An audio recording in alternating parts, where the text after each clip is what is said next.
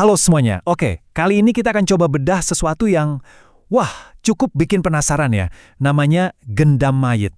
Di sini kita nggak akan bilang ini benar atau salah, tapi kita mau coba telusuri bareng-bareng, step by step, apa sih sebenarnya isi dari dokumen ini, dan klaim apa aja yang ada di dalamnya. Oke, sebelum lanjut, penting banget nih kita tahu ini sumbernya dari mana. Nah, teks yang kita bahas ini berasal dari sebuah program keilmuan oleh Idris Nawawi dari Jawahirul Hikmah. Jadi, anggap aja kita lagi baca dokumen ya. Kita di sini cuma memaparkan isinya tanpa menghakimi sama sekali. Dan ini dia pertanyaan utamanya, yang mungkin langsung muncul di benak kita. Emangnya bisa sebuah ritual mengubah sesuatu yang biasa banget kayak tanah kuburan jadi alat buat mempengaruhi pikiran orang lain? Ini klaim yang besar banget, dan pertanyaan inilah yang bakal jadi pemandu kita. Oke, kita masuk ke bagian pertama. Jadi apa sih sebenarnya gendam mayit itu? Yuk kita lihat definisi yang tertulis langsung dari sumbernya.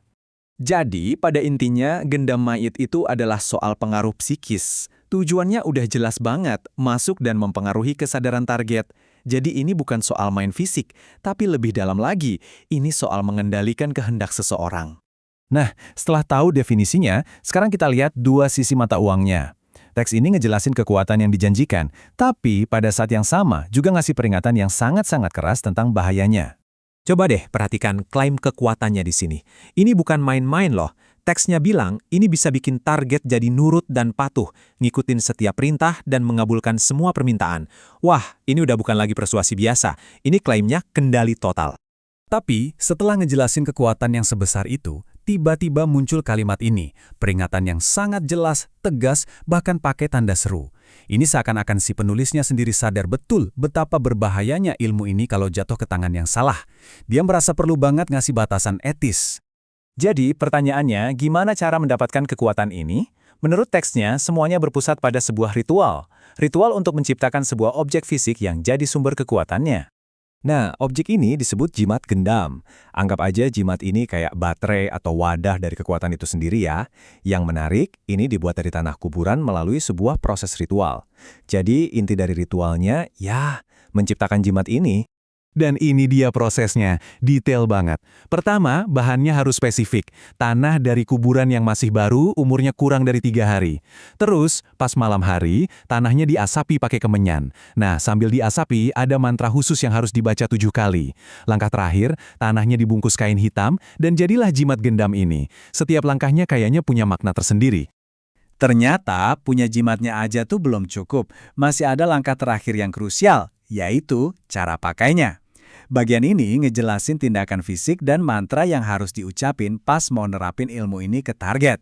Nah, begini cara menggunakannya. Ini semacam gabungan antara konsentrasi dan tindakan fisik. Jadi, jimatnya harus dibawa di saku. Terus kita harus fokus banget. Baca mantranya 7 kali sambil tahan napas. Ini teknik klasik buat memusatkan energi. Kemudian ada tindakan simbolis, yaitu meludahi telapak tangan kanan dan diakhiri dengan kontak fisik. Nepuk bau si target untuk mentransfer pengaruhnya. Dan inilah dia mantra kuncinya. Coba deh perhatikan bagian akhirnya yang pakai bahasa Indonesia, putus segala kata, punah segala ilmu. Wah, ini eksplisit banget tujuannya, yaitu untuk mematikan logika dan argumen si target.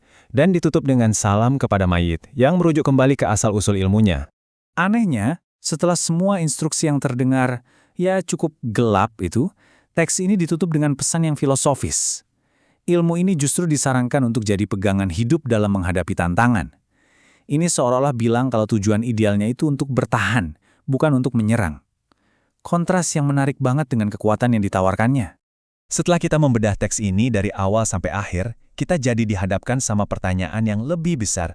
Kenapa sih, di zaman serba sains dan teknologi kayak sekarang, teks-teks seperti ini yang menjelaskan ritual dan kekuatan mistis, itu terus ada, terus dibagikan, bahkan mungkin dipelajari.